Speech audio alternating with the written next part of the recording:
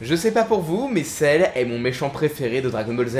Même s'il est pas aussi connu et iconique que Freezer et que c'est pas le méchant final du manga, bah en vrai je sais pas, je trouve qu'il a un flow de bâtard. Et en plus, il est charismatique, orgueilleux et très intelligent. Et il évolue en même temps que les héros. Et moi, je kiffais le voir obtenir de nouvelles transformations. Mais bref, Cell a des origines, des transformations et des techniques secrètes dont vous n'imaginez même pas l'existence. Et on va voir tout ça aujourd'hui. Et d'ailleurs, je vois qu'il y a une bonne partie des gens qui regardent les vidéos mais qui ne sont pas abonnés.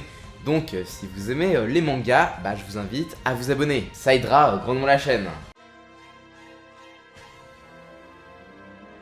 On sait tous pourquoi Cell a changé de forme. Dans l'histoire, c'était pour avoir le corps parfait et pour dominer le monde. Et c'est aussi parce qu'en fait, le design ne plaisait pas à l'éditeur d'Akira Toriyama. Après, c'est un personnage qui est vraiment dans le style de l'auteur, vu que sa forme parfaite ressemble à Cashman, qui est un personnage sorti quelques années avant dans des histoires courtes. Mais dans le lore, pourquoi est-ce qu'il ressemble à ça en fait? Alors ok, dans le manga, on sait qu'il a les gènes de 5 personnages, Goku, Piccolo, Vegeta, Freezer et le roi Cold. Et en termes de capacité, ça lui a donné le Zenkai des Saiyans et la régénération de Piccolo. Mais en vrai, même si on fait un petit peu le mix de tout ça, genre une fusion avec ces 5 personnages là, bah on est bien loin de se rapprocher du design de Cell. Alors ok, il a des ressemblances avec Freezer au niveau du torse, et dans les jeux vidéo, surtout au niveau de la mâchoire. Mais d'où viennent ses ailes, sa queue et la forme qu'il a sur son crâne? Alors pour son crâne, qui est une grosse calvitie, bah on a une piste grâce aux jeux vidéo. On peut le découvrir dans Dragon Ball Online, c'est un MMORPG sorti en 2010 au Japon,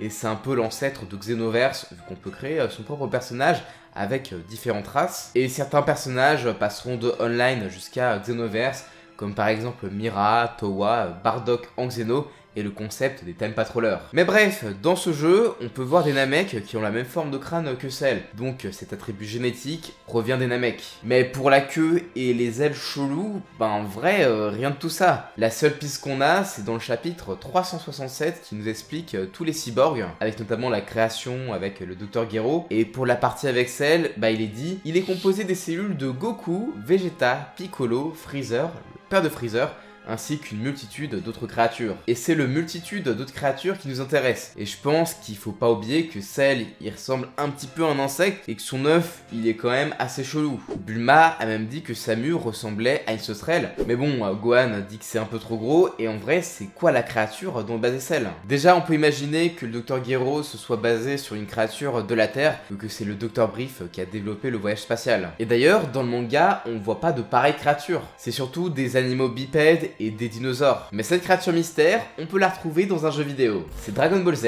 Attack of the Saiyans. C'est un super RPG ultra sympa avec du très beau pixel art. Les animations sont juste hyper cool, genre le Kaioken méga sympa, et ça met des personnages très peu mis en avant, et l'histoire se déroule un petit peu avant le 23e Tenkaichi Budokai, vous savez, quand Goku est vraiment adulte et qu'il affronte Piccolo, et va jusqu'au combat contre les Saiyans. Et dans ce jeu, on peut croiser plein de monstres, mais ceux qui nous intéressent, c'est les Yorgan et les Sunman. Et bon, vu que c'est un petit peu un RPG, bah c'est un peu comme un color swap en fait. Le premier se trouve dans un volcan et l'autre dans le désert. Mais ce qui m'intéresse un peu plus, c'est le monstre expérience ratée qu'on peut voir dans une zone post-game. D'ailleurs, ça se trouve dans la zone où on n'a pas à ravager avec son fameux bonjour quoi. Il est un petit peu raté vu qu'en fait il est un peu gris, mais en vrai au niveau des couleurs, sauf pour le côté gris, bah il ressemble vachement aux 2 premières formes de Cell. Il a même une queue et tout, et je pense que c'est sur cette base que le Dr Gero a créé Cell. Et en vrai, si ça se trouve, son premier labo, bah c'était dans la ville, sauf que vu que Nappa l'a fait exploser, il a dû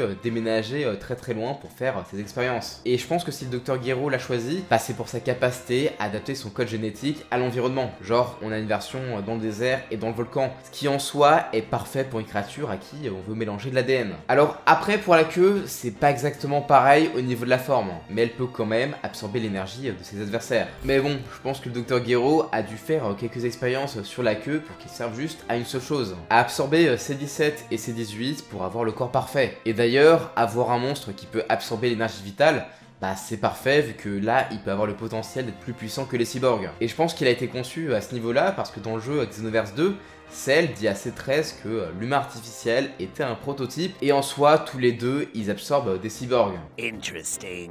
You seem to combine and grow stronger. Could you perhaps be one of my prototypes? Et en vrai, ça se trouve, Cell a juste besoin d'absorber un seul élément. Mais en tout cas, je suis sûr de vous avoir appris un truc sur le monstre dont est basé Cell. Cell a des attaques que vous n'avez jamais vues dans le manga de base. Et on commence tout de suite avec la technique des 4 corps, qu'il base sur Tenshinhan. Vu que oui, le manga et l'anime sont différents sur ce point-là. Dans le matériau de base, Cell a l'ADN de Goku, Vegeta, Piccolo, Freezer et le roi Cold. Mais dans l'anime, il a de l'ADN de Terrien avec Tenshinhan. C'est grâce à celui-ci qu'il peut faire la morsure du soleil. Et vu que l'anime a un petit peu de filler, on a pu voir la technique des 4 corps qui est celle de Tenshinhan lorsqu'il affronte Goku. D'ailleurs, Cell l'utilise même avec le Makeko Sapo, qu'il n'utilise pas du tout dans le manga. Et d'ailleurs, dans la version papier, Cell dit à Krillin qu'il parviendrait à faire le Genkidama de Goku. Et en soi, il le fait dans des cartes à collectionner, mais également dans des jeux vidéo, notamment dans les Budokai. Alors dans ces jeux, il n'y a pas de Kamehameha solaire, non. Là, la technique ultime, c'est le Genkidama. Et comme on l'a déjà vu dans ma vidéo sur les secrets des jeux Dragon Ball quand Boo absorbe Cell, il fait le Genkidama. Sauf que normalement, pour faire le Genkidama, il faut soit puiser de l'énergie dans une planète, ou encore demander à des gens de lever les bras afin de donner son énergie. Ça marche comme ça, et c'est pour ça que Goku a galéré à faire un Genkidama assez puissant pour tuer Boo. C'est parce que les Terriens ne donnaient pas leur énergie. Sauf que pour les besoins du jeu, Cell a besoin de lancer le Genkidama, faut que ça soit puissant, vu que c'est quand même son ulti. Donc il dit juste, donnez-moi votre stupide énergie. Et en vrai, je pense qu'il force la planète et les gens à utiliser leur énergie. Et en soi, c'est peut-être une version maléfique, sachant que le Genkidama, il est vert, et parce que normalement, il peut pas être manié par quelqu'un d'impur. C'est normalement fait pour éradiquer le mal, et en soi, Cell, c'est pas forcément un mec très sympa, quoi. En dehors de ça, on l'a déjà vu utiliser sa queue, pas juste pour pondre, hein, il l'a déjà utilisé pour combattre dans Shin Budokai 2, et dans Xenoverse. Mais bon, avec toutes ces techniques, on peut imaginer qu'il puisse utiliser certaines attaques, comme par exemple le Kaioken de Goku, la technique d'agrandissement de Piccolo, qui est utilisée dans le fan manga Dragon Ball Multiverse, et d'ailleurs c'est l'un des meilleurs personnages dans l'œuvre. Mais ça, c'est que des suppositions qu'on n'a jamais vues dans d'autres formats, comme les jeux vidéo ou encore les cartes. Mais l'une de mes attaques préférées, c'est le Kamehameha Père-Fils. Vous savez, c'est la technique avec laquelle Gohan l'a lutté, sauf que dans certains jeux, c'est Cell qui fait ces techniques, et c'est Gohan qui se l'est mangé. Alors, pour le côté père-fils, là, c'est assez marrant en vrai, il fait un Kamehameha avec un Cell Junior. C'est présent dans un what if de Dragon Ball Budokai Tenkaichi 1, ainsi que dans une cinématique de Xenoverse, où Cell, en fait, il a battu Gohan, et c'est donc à nous de rectifier cette erreur.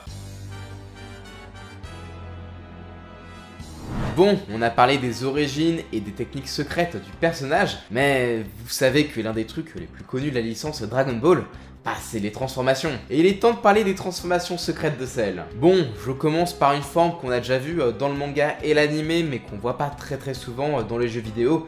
C'est la forme Power Weight. C'est un peu le mode Super Saiyan niveau 3, vous savez, comme Trunks qui est méga musclé. Et en soi, c'est la transformation la plus puissante de Cell dans Budokai 1. Et on peut voir qu'il est terrifiant dans le jeu Dragon Ball Z Dragon Battlers. C'est pas une forme qu'on voit très souvent vu que le Super Perfect Cell existe. Mais en vrai, je voulais vous en parler et il fait assez peur quand même. Bon, ensuite, pour les trucs qu'on n'a jamais vu dans le manga et l'anime, en fait, on a le mode vilain et Majin qu'on peut voir dans les Xenoverse et dans le mode histoire de Budokai 2. Et d'ailleurs, si vous demandez pourquoi il est Majin, c'est parce que ce dernier a été ressuscité avec Freezer par Badidi. Et il est donc sous le contrôle du magicien, mais uniquement en tant qu'adversaire. Mais vous pouvez le jouer dans Dragon Ball Z 2V, qui est un petit peu la version bonus et ultime du jeu. Mais bref, il change pas vraiment d'apparence, et là en vrai, il est temps de parler des vraies transformations. On peut voir la première dans Dragon Ball Budokai 1, et en fait ça fait partie d'un scénario alternatif. Et d'ailleurs, vous avez été nombreux à m'avoir dit que j'avais zappé cette transformation dans ma vidéo sur les secrets des jeux Dragon Ball, mais